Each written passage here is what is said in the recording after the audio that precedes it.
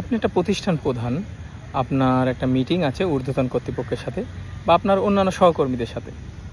এখন আপনি যদি মনে করেন আপনার আইসিটি এক্সপার্ট না আসলে আপনি মিটিং ওপেন করতে পারবেন না, অনলাইনে একটা মিটিং, জুমে একটা মিটিং বা গুগল মিটে একটা মিটিং, হ্যাঁ, আপনি ওপেন করতে পারছেন না মিটিংটা আপনার আইটি এক্সপার্ট বা আইসিটি এক্সপার্ট না আসা পর্যন্ত, বর্তমান সময় আমি বলবো এটা খুবই বিব্রতকর।